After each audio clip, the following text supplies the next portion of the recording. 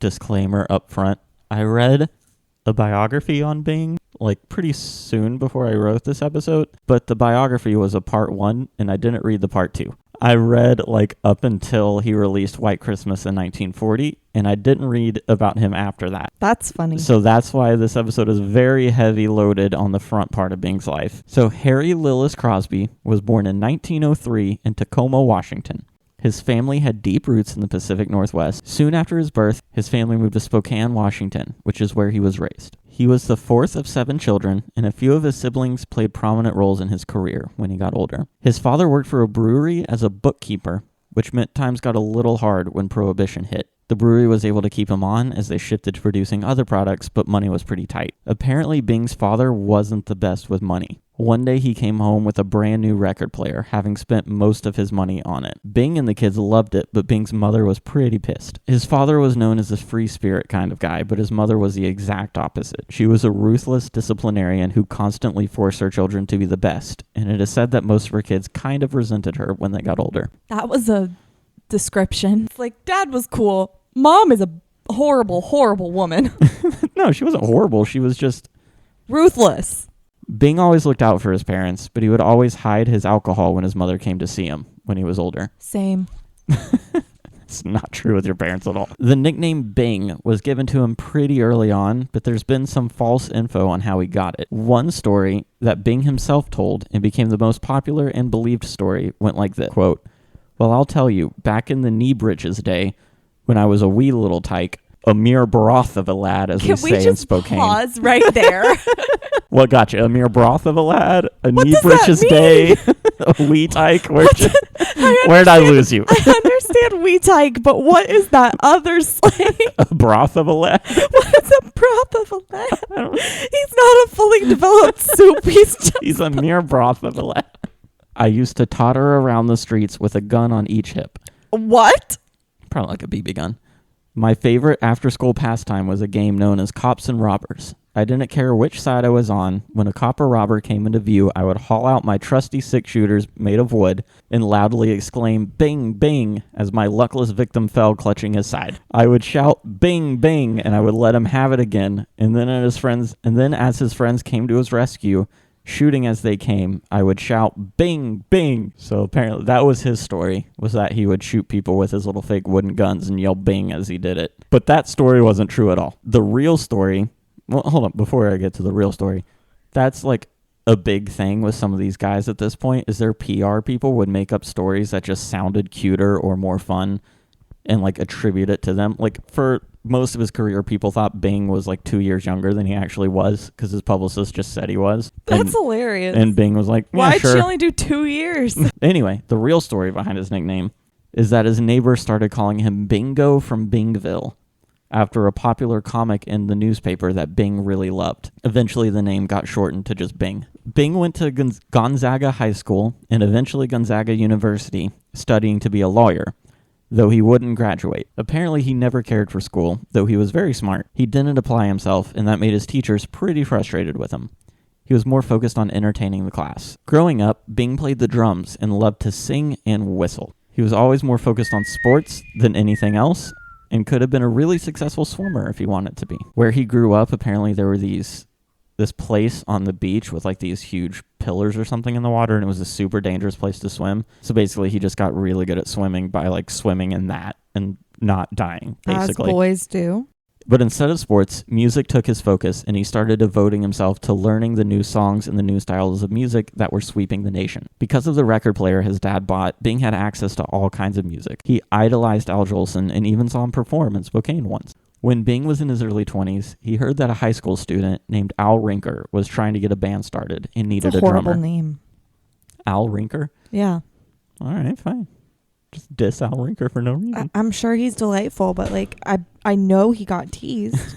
So the band needed a new drummer. So Bing asked to play with them. They accepted him into the group when they heard him sing and didn't really care about his drumming abilities. They were known as this is a hard word to say, so I'm probably going to butcher it, musical ladders. They would play high school dances in a few clubs around the town, even appearing briefly on radio before disbanding after 2 years. But Al and Bing started a partnership that lasted a long time, with Bing singing and Al accompanying him on the piano. After working locally for a bit, the two decided to pool their money and try their luck in California. Al's sister, who was a jazz singer on the verge of making it big, lived in Los Angeles with her husband, so they went to stay with her and she got them jobs working in nightclubs. Bing and Al started touring up and down the coast with small vaudeville shows, calling themselves Two Boys and a Piano, until two members of Paul Whiteman's orchestra heard them play, and that changed their lives. Paul Whiteman was one of the biggest jazz band leaders in the world at that point. During the 20s, the media called Whiteman the king of jazz. Whiteman's band was massive, reaching up to 35 musicians when most others had like 8 to 10. The guy was a superstar, and now Alan Bing, about a year after leaving Washington, had a contract with his band. Whiteman wanted something to break up the musical sections of his act, and the Two Boys and a Piano act fit that bill. So they were hired at $150 a week, which is about $2,000 a week today. Which Holy is, cow. yeah, which is insane. In 1926, and they debuted in Chicago with Whiteman. Apparently, they had a little too much fun at times, and this period was when some people started to suspect that Bing might have been an alcoholic. A few months after starting with Whiteman's band, Bing and Al made their first recording with the band, but the song was accidentally recorded at a slower speed, which pitched up the singers' voices. Bing kept improving and became a standout of Whiteman's band. Whiteman paired Al and Bing up with a young pianist and songwriter named Harry Barris. That also is not a good name. Together, the trio were known as the Rhythm Boys, That's adorable. and they had some breakaway success independently of Whiteman's band, though they were still under contract with him. The Rhythm Boys became the first successful jazz vocal group, but Whiteman's composers and arrangers always lobbied for more Bing solos since he impressed them the most. In 1928, they had their first #1 hit with Old Man River. At this point, Bing started to be known and respected as a jazz vocalist. He got to record with Duke Ellington and a few other of the big jazz stars. He was one of the most sought-out jazz vocalists in the country, and all of the top songwriters wanted to write for him. He never learned to read music, but he had amazing memory and a way with pronunciation that made him an excellent singer. Within a few years, the Rhythm Boys left Whiteman and started performing nightly at the Coconut Grove of the Ambassador Hotel in California, which happened to be where Bing's girlfriend, and soon wife, lived. Dixie was a dancer and actress from Kentucky who had a really promising career ahead of her. I love Dixie.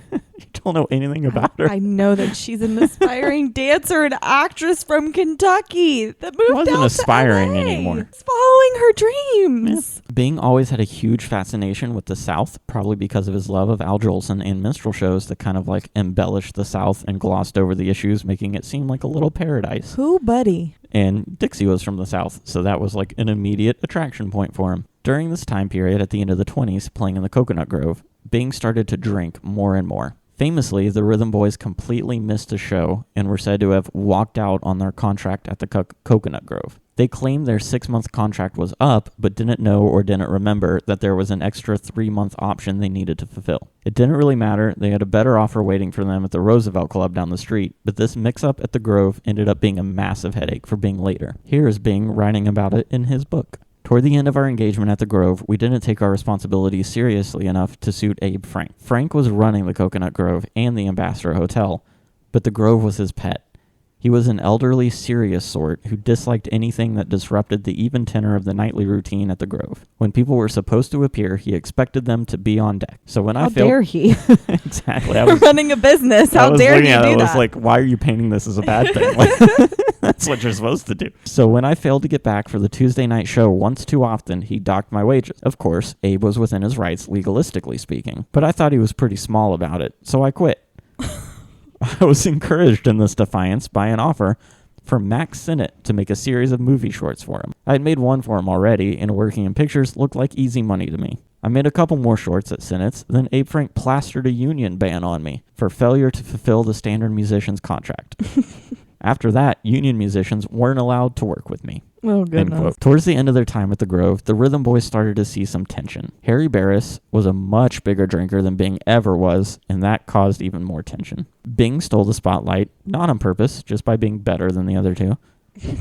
And the other two started to seem not that important to the show. Besides, Bing wanted to be in movies, and it was much harder to get all three of them into movies. Al Rinker later said, quote, "By that time, the drive was gone from the Rhythm Boys. We were each developing different interests. Harry was writing songs, Bing was playing golf, I was becoming interested in the production end of the business. We felt the Rhythm Boys was a stage in our lives, and now it was over. I like how the other two were like, yeah, I'm doing this thing in the field that I like to do, and Bing is playing golf. So the Rhythm Boys officially broke up, and only Bing went on to have a successful career in performing. Owl went on to have like a pretty successful career on the production side of music. Good for him. He even wrote a few popular songs after that. Owl became somewhat bitter towards Bing in their later years. He felt that Bing forgot his rhythm boy roots and forgot about his friends. But Bing notoriously supported Harry Barris and even worked with Al Rinker's son, so who knows if Al's bitterness was justified or not. Harry Barris had a bit more tragic of a story. He played bit roles in several films, most of them because Bing got them for him, and Bing recorded several of his songs, enough to keep him going financially. But Harry never beat his drinking problem, and he would die at the age of 57. The early 30s were a massive time period for Bing. For one thing, he married Dixie Lee in 1930. At the time, she was more famous than he was. Oh, which was you why, go, girl. Which was why the newspaper said that Dixie married someone named Murray Crosby. Bing also appeared in several musical comedy short films and had his first solo radio broadcast. These radio shows started to make him a massive star. 10 of the top 50 songs in 1931 featured Bing, either as a solo act or as part of a group.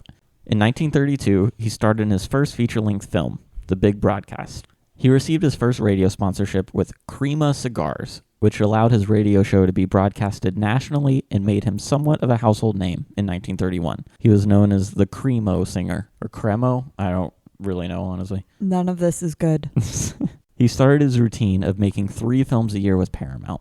That's a ton. Yep. Unfortunately, it wasn't all sunshine. His marriage with Dixie took a hit, and they separated in 1931. He was making 3 movies in a year and doing a radio broadcast. She apparently tried to keep up with his drinking, or would drink to pass the time while he was out late at night. That's not good. And this led to her having major issues with alcohol. Oh, Lord. She said that she was going to file for a divorce and said, quote, "We've only been married about 6 months, but we have already found out that we are not suited for each other. Our separation is an amiable one, and the only reason for it is that we just cannot get along. Bing is a fine boy as a friend, but married, he and I just cannot be happy." End quote. But they were able to talk it out, and Bing flew to meet up with her. They reconciled and stayed married, with Dixie being able to pressure Bing into getting his drinking under control. How long did they stay married for? We'll get there. But okay. This is way cutting it down. Like, there was a lot more to it. Like, she flew to an island, and apparently this like filing for separation was just kind of like a scare tactic to get Bing under control, and it worked, and he like immediately flew to meet her and work it out. So like there's a lot more to the story. I'm just kind of giving manipulative. Unfortunately, Dixie never recovered from her own alcohol issues, even though she helped Bing get his under control. Oh. There were rumors that their marriage was strained all the time, and it might have been. Bing didn't like to be at home much. He much preferred golfing or racing horses at the racetrack he owned. But they stayed married until Dixie died of ovarian cancer in 1951. But back to 1934, Bing's career in the entire music industry took a massive gamble. A guy named Jack Kapp worked for a place called Brunswick Records. That's a good name. He was massive at Brunswick labels, and he worked with people like Al Jolson. Bing worked very closely with him. During the Great Depression, Kapp recognized that record prices were far too high. He had a crazy idea of starting a new label and releasing bargain music for much cheaper. So he started Decca Records, and Bing joined him, leaving Brunswick simply to follow Jack. The Decca Records experiment was ultimately a major success and might have saved the music industry. An audio engineer said, quote, "By the way, Bing actually saved the record business in 1934 when he agreed to support Decca founder Jack Kapp's crazy idea of lowering the prices of singles from $1 to 35 cents and getting a royalty for records sold instead of a flat fee." That's a big cut. That's cool. Yeah. Bing's name and his artistry saved the recording industry. All the other artists signed to Decca after Bing did. Without him, Jack Kapp wouldn't have had a chance in hell of making Decca work, and the Great Depression would have wiped out phonograph records for good. End quote. In 1936, Bing replaced Paul Whiteman as the host of the Kraft Music Hall for NBC. Basically, from then on out, his career exploded and reached heights never really seen before. He started to make a series of films with Bob Hope called the Road series, starting with Road to Singapore in 1940.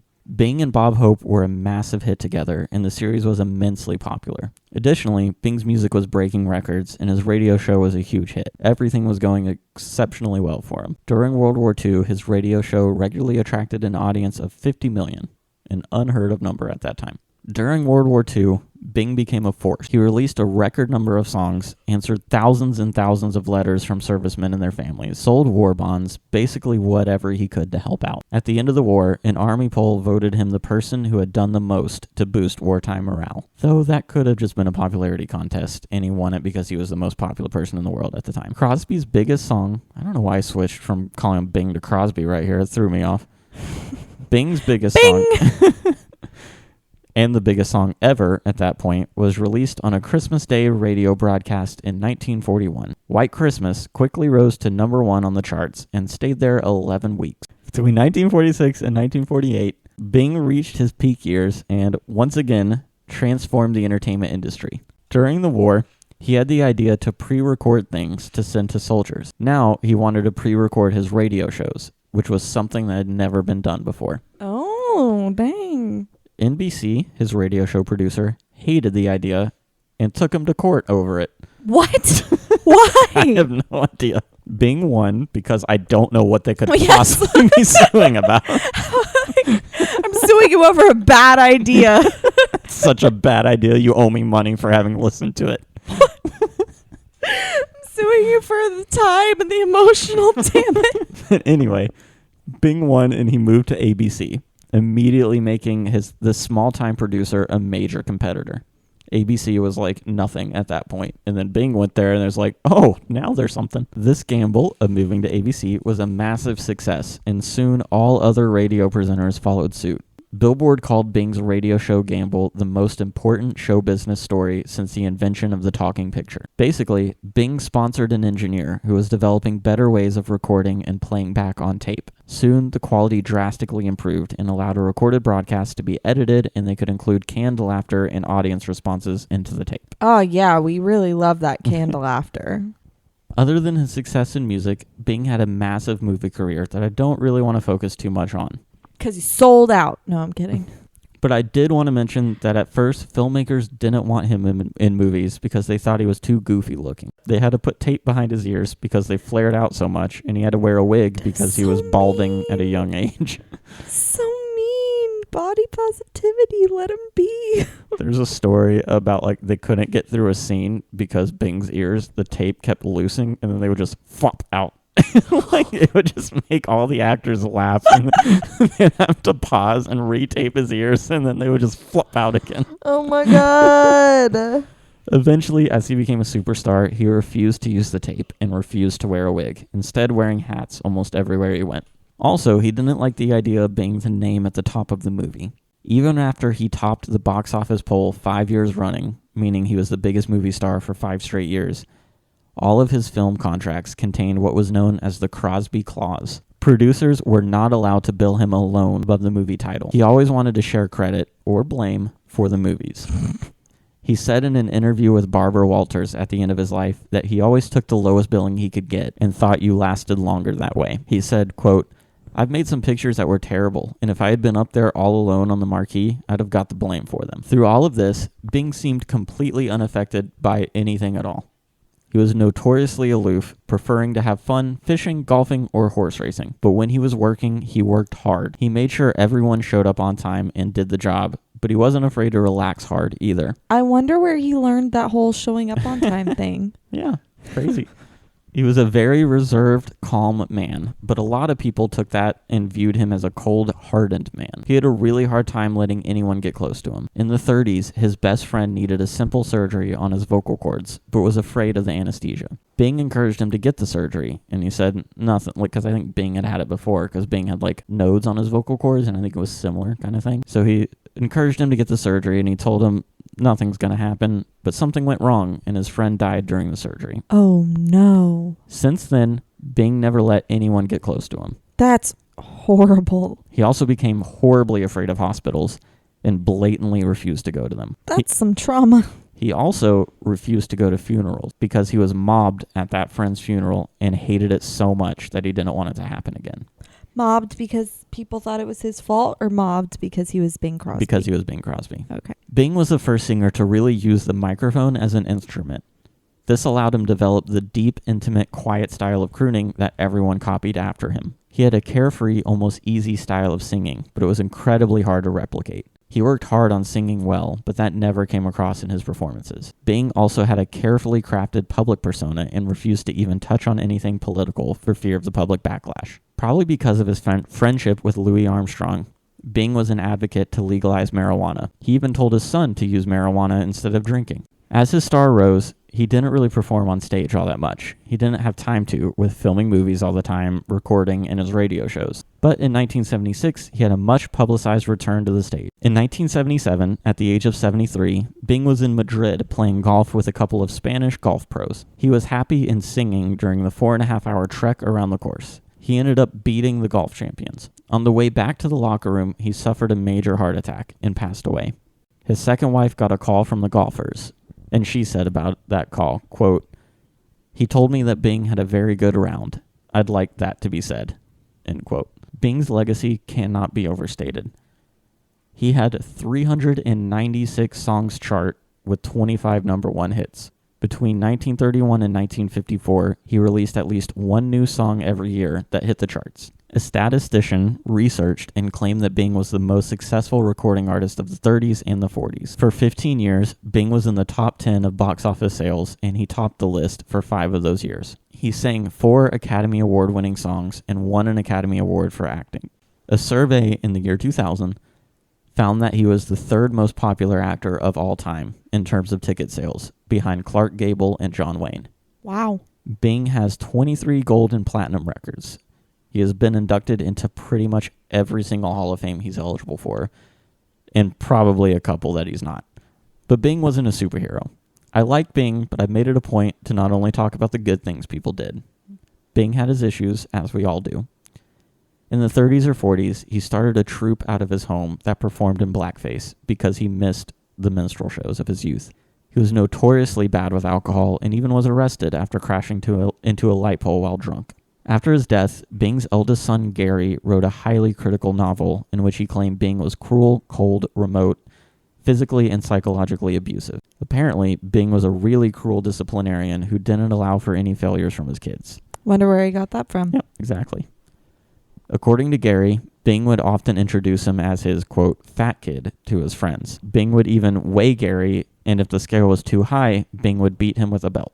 However, Crosby's younger son, Philip, heavily and vociferously denied Gary's comments. He said, quote, "Gary is a whining, bitching crybaby, walking around with a 2x4 on his shoulder and just daring people to nudge it off." Philip didn't deny that Bing believed in corporal punishment, but insisted that he and his siblings never got an extra whack or a cuff we didn't deserve. Yeah, I think that he wasn't being beaten because he was overweight. Yeah. That's my read on that situation. Yeah. It does seem... I'd have a chip on my shoulder myself. Yeah. I mean, it seems from what I've gathered from not a lot of research, it seems that Gary was not entirely honest, and he was trying to, like, in a way, like, use some of this stuff to kind of boost his own fame. But he also probably, like, had a harder time with it than Philip did. Probably a lot going on here, and the truth is probably somewhere in the middle. In an interview in 1991, Philip said, quote, "My dad was not the monster my lying brother said he was. He was strict, but my father never beat us black and blue, and my brother Gary was a vicious, no-good liar for saying so. I have nothing but fond memories of Dad, going to studios with him, family vacations at our cabin in Idaho, boating and fishing with him. To my dying day, I'll hate Gary for dragging Dad's name through the mud. He wrote Going My Own Way, which was the book he wrote about it, out of greed. He wanted to make money and knew that humiliating our father and blackening his name was the only way he could do it. He knew it would generate a lot of publicity. That was the only way he could get his ugly, no-talent face on television and in the newspapers. Hot damn. My dad was my hero. I loved him very much. He loved all of us too, including Gary. He was a great father," end quote. But it also should be noted that 2 of his other kids didn't deny Gary's claims. One, named Lindsay, seemed to support Gary's side, and the other one said, quote, "That's Gary's business," end quote. But neither of them ever actually, like, denied that any of it happened. Bing's younger brother, Bob, said that Bing was a disciplinarian like their mother and father had been. He said that Bing, quote, "was like a lot of fathers of that time. He was not out to be vicious, to beat children for his kicks." In his will, Bing set up a blind trust that none of his kids would get an inheritance until they turned 65. But Philip was the only one who lived that long. Holy cow. Yeah. But at the same time, Bing was always incredibly generous to his friends. He would give freely of his money whenever someone needed anything. One of the people who worked for him said that Bing had a list and told him to ensure that whoever was on that list never had to worry about anything ever. Harry Barris, his old rhythm boy partner, was on that list. I'm guessing Al Rinker was as well, but Al never needed any help like Harry did. Bing didn't forget about the people he loved and made sure they were set up.